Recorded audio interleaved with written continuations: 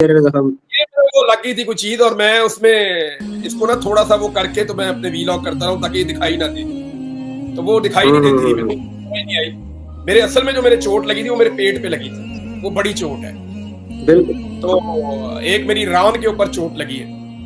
इस जुल्म की दास्तान कुछ ऐसे सुनाई कि तस्वीरें भी साथ वायरल कर खबर नहीं थी, हो गया तो आप बोल भी नहीं सकते, आवाज भी नहीं निकाल सकते। एक गुप्त अंधेरे के अंदर पहाड़ों पे चलना क्या होता है ये मुझे पता है इसका। मैं सारी जिंदगी शिकार खेला है, मैं जंगलों में रहा हूँ, मैंने बहुत में मैस हो गया, लेकिन अल्लाह ताला की उसमें कोई ना कोई अल्लाह ताला ने उसमें बेहतरी रखी हुई थी। हमें बहुत चलना पड़ा, इतना चलना पड़ा कि एक हमारा सफर 17 घंटे का है, जिसमें सिर्फ 4 दफा हम चंद मिनट के लिए रुके हैं। हमारे पास 4 सेब थे और 1 पानी की बोतल थी। उन लोगों ने किया, वो गयूर लोग थे, दलेर लोग थे, उन्होंने ये बोझ उठाया। तो ये इतना आसान नहीं था कि इमरान रियाज जो है वो चला जाएगा। ऐसा नहीं है कि 3 अटेम्प्ट किए। पहला अटेम्प्ट जो था वो मैंने एक जगह से किया, वो कामयाब नहीं हुआ, वो प्रॉब्लम हो गई, तफसील में मैं अभी नहीं जाऊंगा। दूसरा अटेम्प्ट मैंने एक और जगह से किया, उसके लिए मैं कोई 8-9 घंटे पहाड़ों पे चढ़ा, फिर इतना ही टाइम लग के वापस आना पड़ा, वहां नाकामी हो गई हमें, मैं जख्मी हो गया। तीसरा अटेम्प्ट हमने फिर दोबारा किया, नहीं ले सकता, लेकिन वो इतना दलेर आदमी है कि वो कहेगा लो मेरा नाम।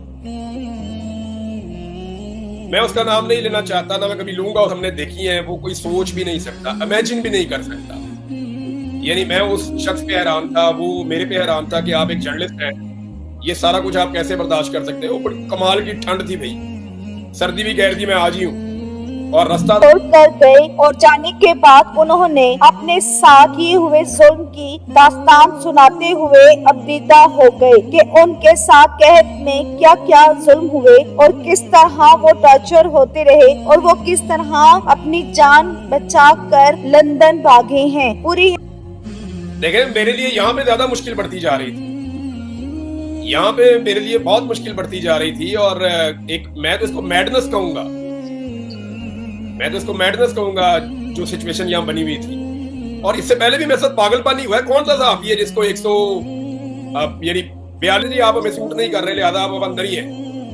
मुझे उन्होंने इतने दिन अंदर रखा, इतनी तकलीफ थी मुझे, फिर मेरे पे दबाव डालते थे, ये करो वो करो। जैसे अरशद शरीफ बोलना चाहता था, जब तक जिंदा हूँ तब तक बोलूंगा, जब तक बाहर हूँ तब तक बोलूँ। दुआ करें कि अल्लाह ताला मुझे जो है वो अगर जिंदगी दे ताकि आप मेरी आवाज सुनते। रियाज एक सच्चे और ईमानदार इंसान हैं। उन्होंने हमेशा हक और सच्चाई पर ब्लॉग बनाए और कभी भी झूठ का साथ नहीं दिया। यही वजह है कि उनको इतना जुल्म और ज्यादती का निशाना बनाया जा रहा था पाकिस्तान में। इसीलिए उन्होंने बाहर जाने का फैसला किया और पाकिस्तान में इमरान रियाज की आवाज को दबाया जा रहा था। लेकिन इसके बावजूद भी इमरान रियाज ने हक और सच्चाई का साथ न छोड़ा और वो मुसलसल अपना व्लॉग इमरान खान के लिए और सच्चाई के लिए और इस मुल्क की गरीब आवाम के लिए बनाते रहे। लेकिन अब उनकी मुश्किलात में बहुत ज्यादा इजाफा होने लगा था, यहाँ तक कि उनको हज पर भी जाने की इजाजत नहीं थी। इन सब के बावजूद भी इमरान रियाज ने इसका मुकाबला